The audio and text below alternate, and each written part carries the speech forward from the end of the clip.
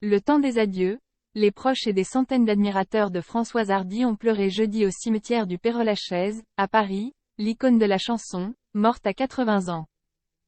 L'heure est au recueillement pour la cérémonie d'adieu à l'icône des 60s. Proches et admirateurs de Françoise Hardy se sont réunis, jeudi 20 juin, au cimetière du Père-Lachaise, à Paris.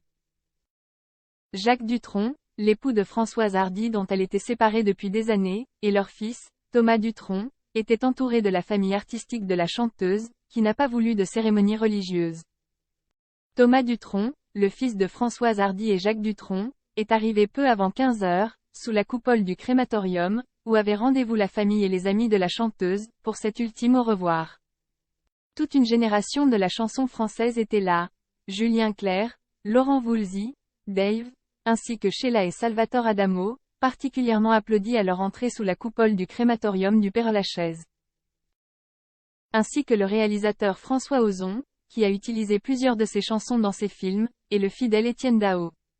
Nicolas et Carla Sarkozy ont aussi fait le déplacement, tout comme la ministre de la Culture, Rachida Dati, ainsi que Brigitte Macron, qui a été huée. Cérémonie dans l'intimité. La cérémonie d'une demi-heure s'est déroulée dans l'intimité.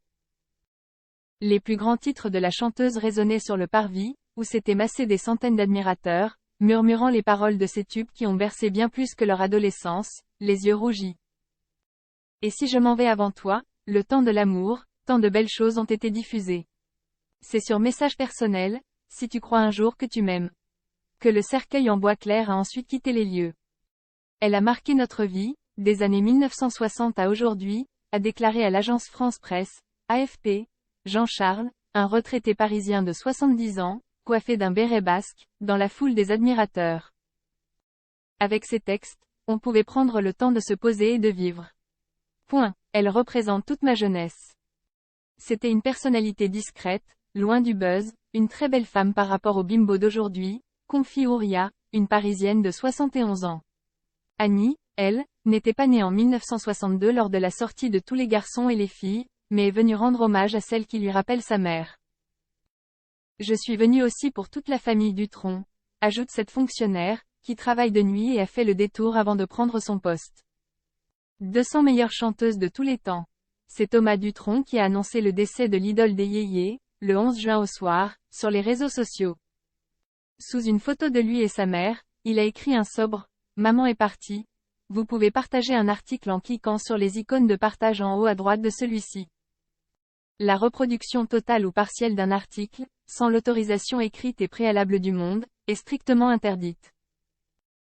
Pour plus d'informations, consultez nos conditions générales de vente. Pour toute demande d'autorisation, contactez syndication@lemonde.fr. En tant qu'abonné, vous pouvez offrir jusqu'à 5 articles par mois à l'un de vos proches grâce à la fonctionnalité « Offrir un article ». La chanteuse avait émis le souhait d'être inhumée en Corse, plus précisément à Monticello, où vit Jacques Dutronc. Toutefois, aucune demande d'inhumation d'urne sur une propriété privée n'a été reçue, a fait savoir jeudi la préfecture de Haute-Corse, interrogée par l'AFP. Françoise Hardy menait depuis de longues années un combat contre la maladie. Le cancer était apparu dans sa vie dès 2004, prenant plusieurs formes et lui faisant vivre un calvaire. L'artiste confie ainsi à Paris Match en 2023 qu'elle voulait « partir bientôt et de façon rapide, sans de trop grosses épreuves ». Elle s'était aussi prononcée pour le droit à mourir dans la dignité. L'artiste, à la mélancolie assumée, avait conquis le public anglo-saxon dans les années 1960, tapant dans l'œil de Mick Jagger et Bob Dylan. Elle était aussi la seule française dans le classement des 200 meilleurs chanteurs de tous les temps du magazine américain Rolling Stone en 2023.